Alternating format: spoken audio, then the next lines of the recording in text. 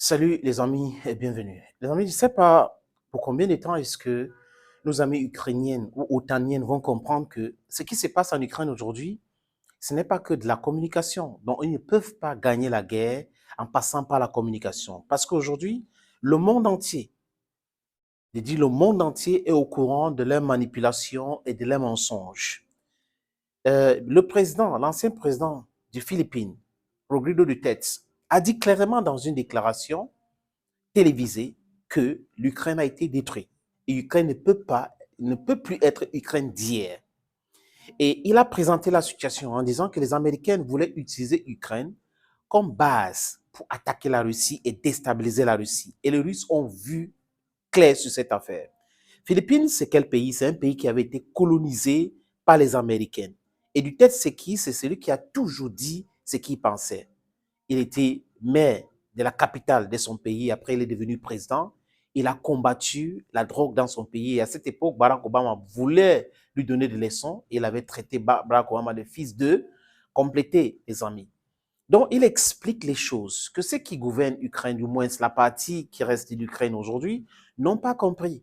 Ils devaient regarder au Vietnam comment les Américains ont soutenu le Nord, le Sud contre le Nord, dont le gouvernement, ce qu'ils ont appelé, et que les Russes ou les Soviétiques avaient soutenu l'autre côté. Et l'autre côté a gagné. La France, exactement la même chose. Et on peut citer des exemples comme ça. Et les Américains ont toujours fui et abandonné les amis d'hier. L'Irak, l'Afghanistan, on peut continuer de citer. Ce qu'ils ont fait en Libye. Et les exemples sont là. Et pour lui, dans quelques mois, l'Ukraine ne va plus exister. Oui, parce qu'on ne va plus parler de l'Ukraine. Du moins, peut-être qu'il y aura l'Ukraine du Nord, l'Ukraine du Sud, je ne sais pas quoi. Mais ils ont commencé à appeler les uns et les autres pour la négociation. Je parle des Américains, Blinken qui dit c'est Poutine qui ne veut pas discuter aujourd'hui, alors que ce sont eux qui ont abrogé ou mettre un thème à la négociation dès le début de l'année passée quand la Russie avait lancé son opération militaire. Les amis, ce qui s'est passé ce week-end, où les Russes ont lancé 13 engins, dont 8 comment on appelle ça, drones et des missiles. Et le porte-parole du ministère russe de la Défense a fait des déclarations. Salut les amis et bienvenue. Ce porte-parole dit quoi les amis? Qu'ils ont atteint tous les objectifs avec les images à l'appui. Et du côté ukrainien, qu'est-ce qu'on dit? On a abattu tous les missiles et les drones envoyés par la Russie. Sans images, mais on voit le feu partout à Kiev. Est-ce qu'ils vont rester toujours dans le déni? Est-ce que le déni, petit à petit, ne va pas faire en sorte que l'Ukraine tombe complètement, si ce n'est pas à terre? Parce que le résultat du test dit l'Ukraine a été brûlée. Et les Russes disent c'est parce que nous ne voulons pas brûler toute l'Ukraine à 20 km, 30 km avant de récupérer les terres. C'est pour cette raison qu'on est en train de faire ce qu'on est en train de faire là. Qui veut la guerre? Est-ce que la guerre est bonne? La guerre n'est pas bonne. La guerre tue des gens, les gens perdent la vie et tout ça. Tout le monde est en train de mourir tous les jours. Pourquoi est-ce que ceux qui sont encore lucides ne pensent pas à la paix? Regardez la Suisse. Cette confédération, dans sa chambre basse, a refusé d'adopter la loi sur le transfert, ou autoriser le gouvernement, en autorisant le gouvernement de transférer les armes suisses en Ukraine. Ils disent qu'ils sont neutres. Donc la Suisse dit, niet, nous n'allons pas envoyer les armes en Ukraine. Vous voyez, toujours entre eux, il y a les dissensions. Joseph Borrell dit, c'est un peu compliqué, les armes des pays et autres et tout ça, il faut que beaucoup de personnes contribuent aujourd'hui. Parce qu'ils n'avaient pas mis l'économie en économie de guerre. La Russie prépare la guerre depuis 2014. Les Européens préparent l'escroquerie, le lesbrouf depuis la nuit des temps. Et comme ils ne sont pas cohérents, ils sont pas, c'est un panier à crabes, ce n'est pas des vrais amis. Je prends un exemple. La France connaît des problèmes de désordre total après qu'un policier raciste a tué Naël, un Africain de 17 ans, dans ce pays, la France. Qu'est-ce que les Américains font? Qu'est-ce que les Britanniques font? Ils font un communiqué, ils publient un communiqué clairement dans ce communiqué qui dit que les Américains et les Britanniques doivent faire très attention et on les déconseille de se rendre en France. Regardez comment Macron est confus. Regardez comment le gouvernement de Macron est mélangé. Ils ne savent pas à quel sens c'est voué. Parce que c'est les choses réelles qu'il fallait régler. Du racisme, de l'emploi, de la sécurité sociale. Il faut régler tous ces problèmes en France. Ils se sont dit, on va envoyer tous nos armes, notre argent à l'Ukraine pour combattre les Russes. Aujourd'hui, ça se retourne contre eux. Aux États-Unis, l'inflation, au Royaume-Uni, le même problème. Ils connaissent des problèmes très graves. Des gens qui voulaient mettre en mal l'économie russe. Mais aujourd'hui, ça s'est retourné contre eux. Revenons à nos moutons, les amis. À chaque fois que les Russes tirent les missiles ou les drones, ils disent exactement ce qui s'est passé. Les Ukrainiens nient toujours et après, ils reviennent. Ah oui, franchement, ça a touché, c'est la barbarie, c'est la criminalité. Et quand ça touche les cibles, ce sont les enfants qui étaient là-bas, ce sont les femmes enceintes.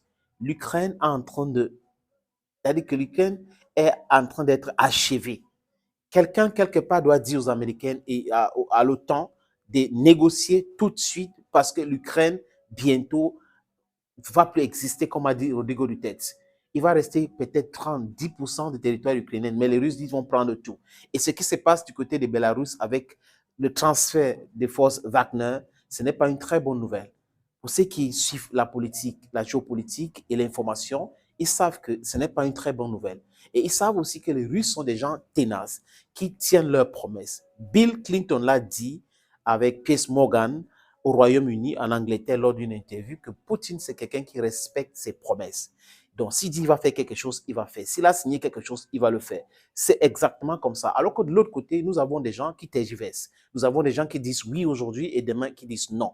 L'Ukraine, peu à peu, est en train de disparaître. Quelqu'un doit sauver ces gens-là, enlever l'Ukraine entre les mains de ces comiques-là qui sont au pouvoir, parce que le peuple ukrainien a droit au bonheur. Le peuple ukrainien a droit à la liberté. Le peuple ukrainien a droit aussi de vivre comme ça. Et si des grandes puissances ont décidé que pour leur sécurité, tel ou tel pays ne doit pas les menacer, acceptons cela. On est en train de faire les guerres pour aller où? Regardez ce que les Américains font maintenant. Ils disent que les Chinois, les Russes sont en train de les mettre en danger en installant les bases des espions à Cuba. Cuba, qui n'est pas un pays, qui n'est pas un État aux États-Unis. C'est un pays indépendant. Le Venezuela, les autres pays qui sont en train de demander à la Russie de venir installer les bases militaires, Wagner et autres. Les Américains sont en train de dire qu'on les met en danger. Pendant ce temps, la Finlande est en OTAN. Les bases militaires américaines sont partout dans le monde, qui encerclent le monde entier. Mais quand les autres se rapprochent d'eux, ils ont peur. Ils ont peur pourquoi? Parce qu'ils ne veulent pas qu'on amène la guerre chez eux. Ils veulent exporter la guerre et c'est ce qu'ils font tous les jours. On fait la guerre là-bas, ça ne nous touche pas. Mais aujourd'hui, les gens ont compris. Le monde entier est en train de comprendre ce qui se passe et c'est très compliqué de continuer à expliquer aux gens dans le monde que non, voilà.